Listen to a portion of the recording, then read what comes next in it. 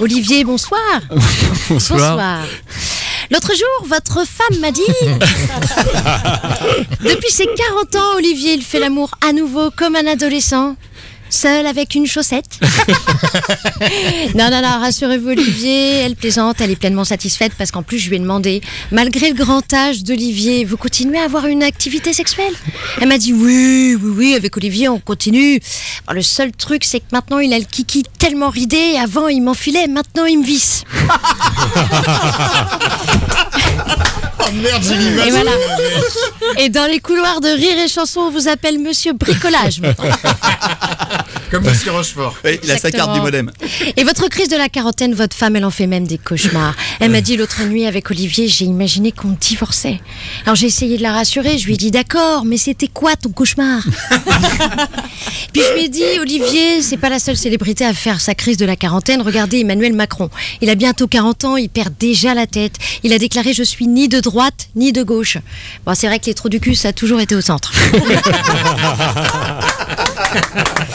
Et je lui ai demandé à votre femme, il y a bien des côtés positifs dans tous ces changements. Elle m'a dit oui, vous êtes galant. Maintenant, quand vous entrez dans un restaurant avec elle, vous lui ouvrez la porte.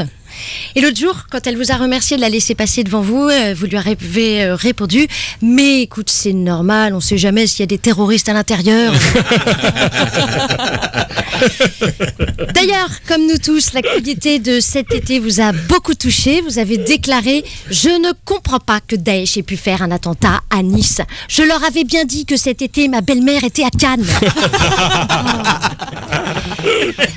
Bon, Olivier, même si vous avez du mal avec votre belle-mère, votre femme, elle vous aime quand même. Et je vous rassure, nous les femmes, on serait prêtes à faire n'importe quoi pour l'homme de notre vie. Tenez par exemple Ségolène Royal, si elle se donne à fond dans les bouts rouges, c'est juste pour avoir un espoir de revoir le bout rose de François. C'est tout.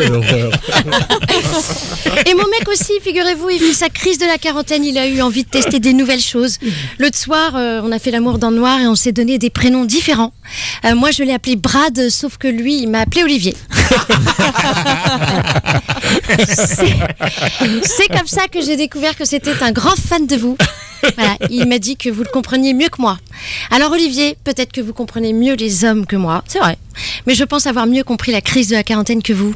Parce qu'avoir envie d'être infidèle, faire des trucs inutiles, faire des choses qui n'ont aucun sens, c'est pas la crise de la quarantaine, ça. C'est juste être un homme.